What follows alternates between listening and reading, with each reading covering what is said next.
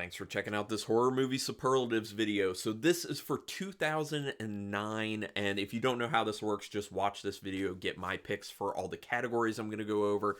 Then you can go to your friendly neighborhood Uncle Pete's channel, which is linked in my description, along with memberships if you want to sign up for those with my channel. Watch his video of the same name, and then you can come back here if you want to participate in the voting. Go to my community tab and vote for who you think had the best picks, best justifications, or you can even vote on a tie if you want to. But obviously you don't need to do the voting, but just check out our videos. Thumbs up on the videos to help us out with the YouTube algorithm. Subscribe to our channels to encourage us, and you can hit the notification bell buttons, then you'll know when we're putting up new videos. So anyway, let's get into it. Starting off for 2009 with my most amazing film, and that's one I've owned this movie for quite some time, and I just finally got around to watching it. I had one on DVD. That is Chan-wook Park's film Thirst. Big fan of Chan-wook Park as a director. Love Old Boy, Lady Vengeance, Sympathy for Mr. Vengeance. His short film Cut that was in Three Extremes. I mean, it's just on and on and on. But this one is wild. This is a very visually pleasing film, which is something that Chan-wook Park does extremely well. Always very visually pleasing, great cinematography, wonderful acting in the film. It's basically about a priest who ends up signing up for a destination detail where basically he's going to be working with people who have some sort of disease that kills people typically. So he knows there's a possibility he can die, but they've been using these kind of pioneering techniques to try and see if they can solve the issue. Well, he ends up dying after he gets this disease, but then with the infusion that they give him, basically the particular type of blood that he gets brings him back to life, and he is then a vampire who needs to live on blood. But it's this whole dichotomy of the light of being in the faith and being a priest, and then the darkness of then becoming a vampire, and kind of trying to hold those two things together, like existing as a vampire but still thinking as a priest, and trying to be as good of a person as possible and not go to hell, basically. But then he ends up meeting this woman who becomes very interested in him, and then it becomes a romance. So this film is very much a horror, dark comedy romance that ends up spiraling. There's so many wild things that happen in this film. You will never see what's coming, and it's just this downward spiral of terrible things. And I think it does a good job of kind of speaking to trying to be the person you are versus be the person other people want you to be versus being the person who your nature might be, and trying to reconcile all those things and come up with the best mixture of that stuff. But this film goes in some very unexpected places. Yes, it's a bit too long. It's a bit over 2 hours. It does drag at times, but overall, it's a very fun, interesting, wild ride, and I highly recommend it. I do think it was the best best horror film to come out for 2009, so that's why my pick is Thirst. Next category, the best so bad it's good, and from here on out, I have no visual aids. Sorry, I don't own any of these other movies. For the best so bad it's good, it's going to have to be The Haunting in Connecticut. Now, this is a film that's one of those ones where it's like based on true events, and it was this haunting in a house in Connecticut where I don't remember all the details of the specific haunting, but this is one of those ones that if you look it up online, it's rumored to be true that this haunting happened. So this is kind of the fictionalization of what was going on. And the reason I have this as the best so bad it's good is because it's overall story-wise not a very good film. And there are a bunch of things that happen in it that you're just like, oh, that's dumb, that's not great. And by the end, it's just kind of like a whatever film. But it is legitimately scary. They do such a phenomenal job of setting up really creepy atmosphere, really scary atmosphere, having specific imagery that literally is terrifying. So it's this weird dichotomy of a film that's not good but is legitimately scary. And I remember watching this the first time I watched it many years ago. It was on Netflix at that point, and I was just like, I'm terrified. And that doesn't happen to me with many films. I'm like, yeah, this was a bad film, but I'm terrified. It's one of those things where after you watch the film, you're kind of like, maybe I sleep with a nightlight tonight. I don't know. But anyway, that's why I had to pick The Haunting in Connecticut as my best so bad it's good. It also has Elias Koteas in it, who, if you know him, he was Casey Jones in the original Teenage Mutant Ninja Turtles film. He's been in some other stuff too, but from my childhood, Teenage Mutant Ninja Turtles, got to shout it out. All right, so then the most WTF category. Now, this one has to go to the Australian film The Loved Ones. I love this movie. I think it's a very good movie. It's very underrated. This kind of fits into the realm of the those torture films that were very popular during the 2000s, and it's basically about a guy who's in high school, and he ends up being kidnapped by this older gentleman who takes him home for his daughter to have a prom with, basically. And it's very messed up. There's a lot of that kind of torture type stuff that goes on in the film. So it's so WTF because not only because of all the horrible things that end up happening to this guy and all the other horrible things that unexpectedly are found out about what's going on at this house, but also the relationship between the daughter and father. In so many ways, it's such a disgusting, messed up relationship. And it just is such an uncomfortable film. And there's so many WTF things that happen in it that I had to put it on this list under the most WTF for 2009. So The Loved Ones. Do really recommend that film. It's very good. Now going on to the best gore, and I used to own this film, but I got rid of it because I'm like, I don't really feel a need to rewatch this at this point, plus I'm thinning out my collection because it's too big. That is The Collector.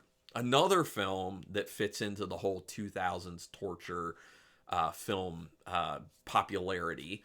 And this one went along with the whole Saw situation where it's this guy who's a thief who decides, oh, I'm going to do this big job because I need to make some money to pay off my ex. And he gets to this house where he's going to do his job with these other people he's recruited. And it turns out that someone else has already been there. And it's this guy who's called the Collector, who's a serial killer, who sets up traps in houses and then kills people. But there's a little bit more to it there, but I'm not going to say it if you haven't seen the film. I do recommend seeing it at least once. It is interesting, especially if you're into gore. There are a bunch of very gory deaths in this film. Some of them are animals. So I have to throw that out there just so people know it is a trigger warning for a lot of people. But like there's one scene where like a dog gets blown in half with a shotgun basically, and it's just like the blood splatter is ridiculous. You see these scenes very realistic looking of just like intestines hanging out, just very painful looking traps. One involving a lot of bear traps that I was like, that's probably the most intense one for me in the film, but there are so many and it's so gory. They use a lot of blood. Blood definitely flows, but they also do a really good job of kind of making the wounds look appropriately meaty and mangled and disgusting. And so this one definitely had to be in that category. Is it a great film? No, it's not a great film. Is it very interesting and worth watching one time? 100%. I would recommend that. I also think that The Collection, which was the sequel to The Collector, I like that one even more, actually. That goes a little bit bigger, feels even more Saw-like. So yeah, best gore for 2009, The Collector. Now going on to the most unique category, and I gotta go with the horror documentary Nightmares in Red, White, and Blue.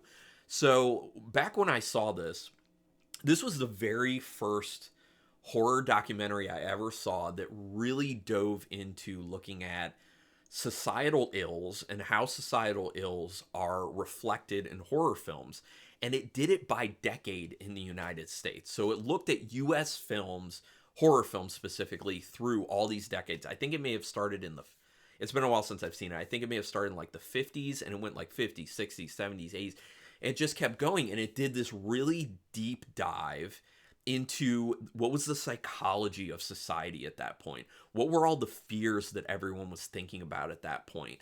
And just diving into how that connected to what was popular in horror at that point and what those horror films were trying to tell society in, subtextual ways. So it's the very first documentary that I have ever seen doing that. And since we have so many more documentaries that actually do that. So I think that that one was extremely unique in the sense that it wasn't just a documentary just being like, hey, this is all nostalgia. Remember this movie? Remember this movie? And then just hearing some behind the scenes stuff. It wasn't about the behind the scenes stuff. It was about subtext. It was about themes. It was about society and the way it connected and just showing that through the decades, horror is society and how it holds a mirror up to society to say, this is what you're afraid of. These are the issues you're dealing with right now. And it's a very interesting archive to kind of look back over those older movies and understand that those were the things going on in society at that time. And those were the things people were upset about or anxious about or fearful of. So this is a phenomenal documentary. If you haven't seen it, you have to. So my most unique pick for 2009, Nightmares in Red, White, and Blue. Now moving on to my most overrated category, and this has to be The Human Centipede. I think this movie's just terrible. Not a fan of it at all. There was a lot of hype before it came out because it was this big messed up thing. Obviously, the whole centipede aspect of it, where you're having people sewn from mouth to butt, 3 people in this mini centipede that is human, aptly titled. But it's very low budget. It's not all that well shot. There's no story almost to it. It just goes for the shock value. The acting is rough in this film, but people ended up loving it because of the idea behind it, because of how ridiculous and disgusting and salacious it was. It wasn't even that extreme of a film. There wasn't any really good gore. There weren't any really good practical effects.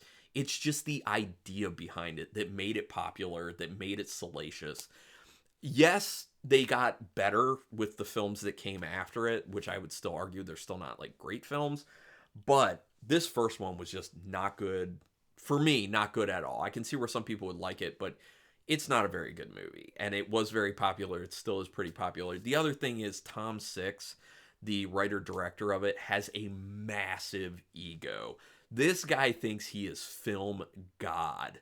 He really thinks he's a film god. Like, so reviews I've read from this guy, ego, there's no room for ego in any, there's no room for another person in any room with this guy with how big his head is. It's unreal to me.